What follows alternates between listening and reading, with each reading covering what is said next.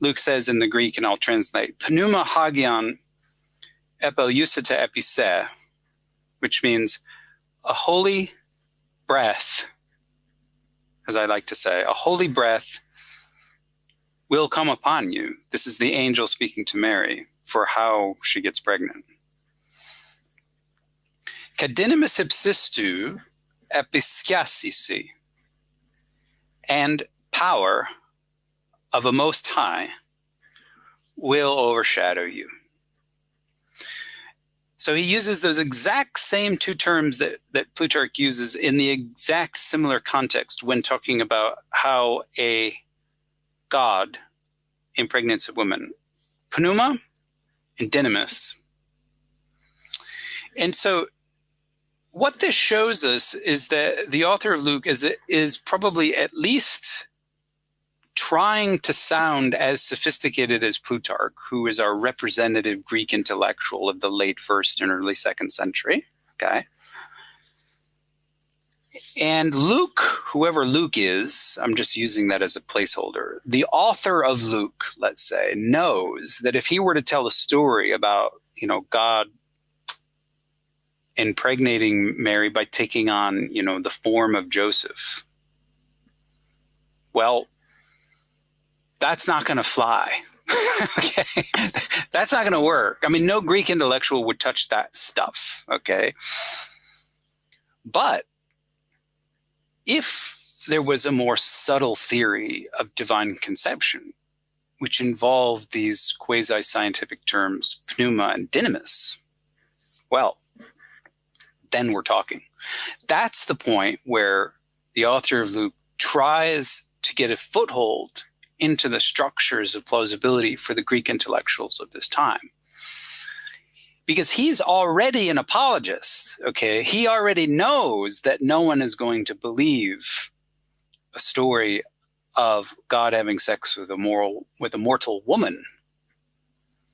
Okay? He's looking over his shoulder at people like Plutarch who would sneer at that kind of thing.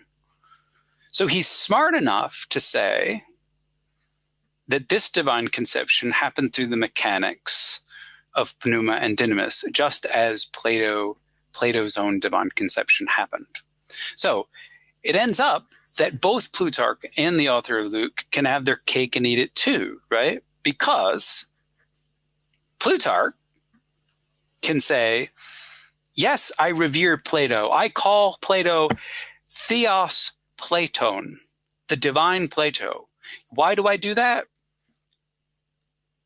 Because he is the true son of Apollo. He can still affirm that, right? And Apollo is the god of music and the god of harmony. So yes, those are Plato's characteristics. And the author of Luke can say, guess what? Jesus is the true son of a god, in this case, Yahweh.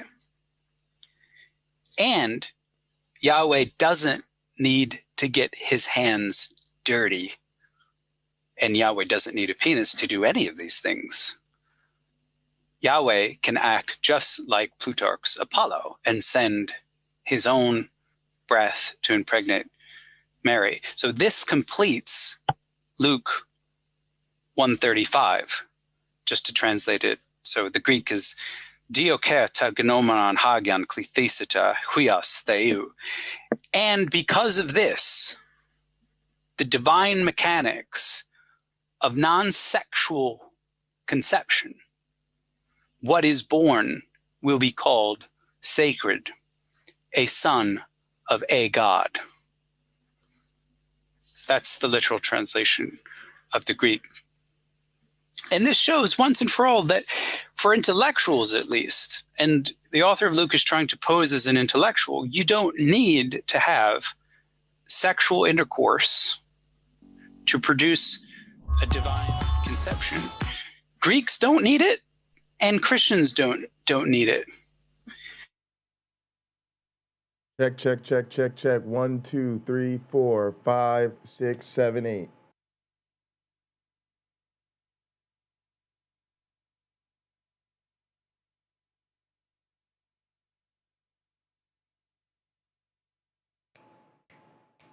Check 1, 2, 3, 4, 5.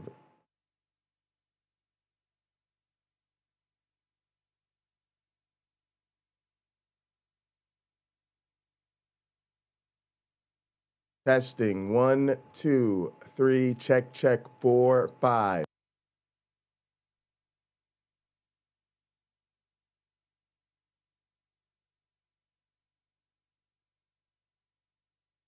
Check, check, check. Yeah, this looks pretty tight. Looks pretty good. Check, check, check. I like the timing. Check, check, check. 1, 2, 3, 4.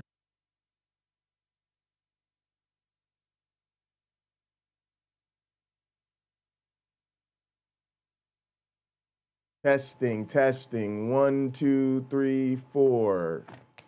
Check, check, timing.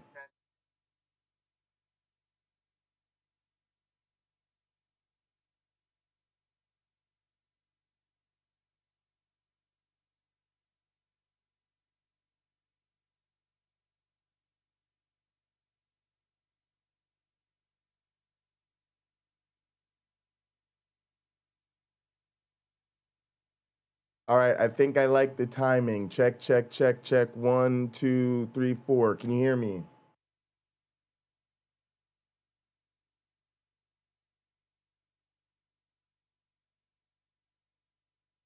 Oh, Christmas tree. Oh, Christmas tree. Hey, y'all, how's it going tonight? It's your boy Pocket Locker.